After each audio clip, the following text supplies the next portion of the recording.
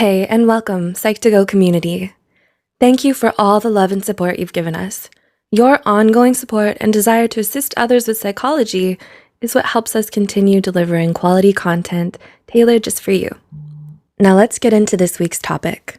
Love, partnership, soulmate. So many of us spend a good chunk of our lives looking for the one.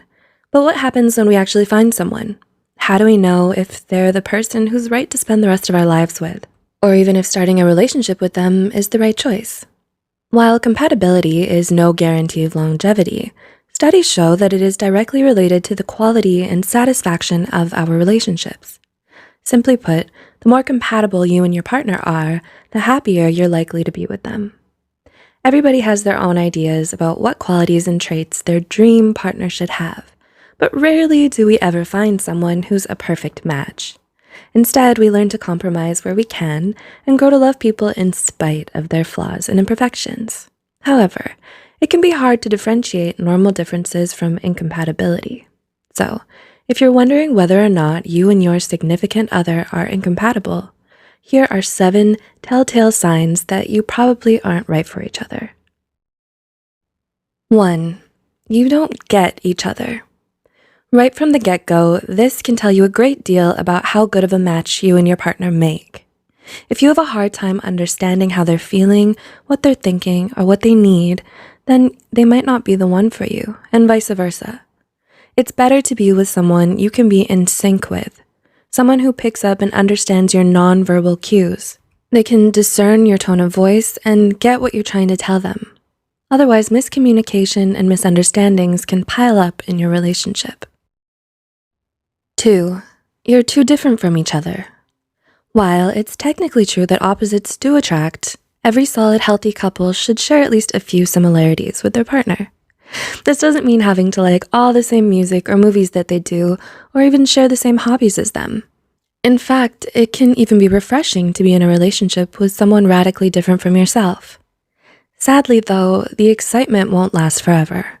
If the similarities are too scarce or non-existent, once the new and shiny effect wears off, you're both left with someone who doesn't share the same humor, interests, values, ideals, or principles, making it difficult to relate to one another in any meaningful way. 3. You try to change each other, not grow and learn together. The hallmark of any strong, healthy relationship is having a partner who gives you the drive and motivation to change for the better. And that's the point. It must be something you want for yourself. Your idea, not theirs alone. Despite your partner expressing irritation or dissatisfaction with the current you, it's generally ineffective and not sustainable if you're forcing change on yourself solely because they want it and you don't. You have to want it for you, and this goes for many things, whether it's the way you dress, speak, or who you hang out with. Only you have the right to decide who you want to be. If you don't feel comfortable showing your true colors to your significant other, even in a private setting, this is a definite red flag. 4. There is constant or highly frequent arguing. It's perfectly normal and healthy to disagree with your partner about something from time to time, especially if it's over something that's important to the two of you. We didn't choose this person so we could be with a clone of ourselves. The disagreements become a problem, however, when the arguing is constant and over the tiniest of things. It's even unhealthier if the fighting is dirty, shouting, name-calling, humiliating each other, holding grudges, and emotional blackmail. Being in a relationship with a partner who tends to bring out mostly the ugliest side of you is never good. 5. You attain peace by avoiding all the problems. It's all about moderation. While constant fighting is obviously not ideal, it's also not good for a couple to never disagree about anything. You need to be honest and communicate openly with one another about how you feel, even if it's not in agreement with the other person. Constant pretending everything is okay or blind agreement to the wants of the other person does not make the relationship stronger, and may in fact result in a catastrophic blow-up later. Conflict can be a positive bond-building event if it can be given and taken constructively. It then can lead to personal growth and a deeper mutual understanding. 6. Your socializing is isolated from everyone else.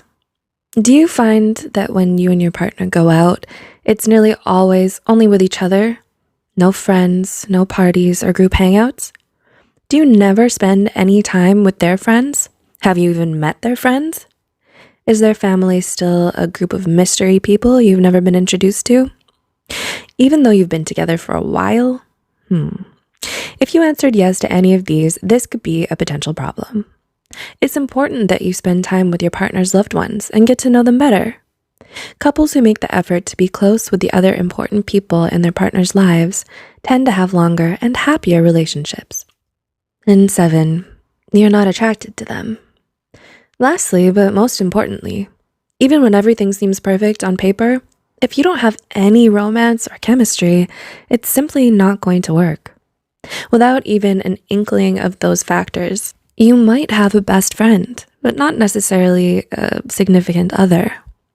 The result is that you will naturally be drawn to people you have that more than friends attraction to. The triarchic theory of love by Robert Sternberg even states that although intimacy and commitment are present, without passion, the love you share will only be platonic, like the love shared between you and your friends and family. In the end, there's no such thing as a perfect relationship. Everyone has doubts or disagreements at times with the person they love. A strong, healthy relationship takes ongoing effort, dedication, and also time for it to grow. What's important is finding that someone who, to you, is worth the effort. First impressions and initial choices do not seal your fate. Learning to know and recognize compatibility versus incompatibility will save you much heartbreak and possibly avoid more serious scarring. So take the time to evaluate your relationship with these key points in mind, and honestly ask yourself, is my partner right for me? We hope you enjoyed the video and learned something new about yourself and others. Please like, share, and give feedback or comment below. Let us know what you'd like to see next. Don't forget to subscribe to Psych2Go for more psychology content, and as always, thanks for watching and taking this short psychology journey with us.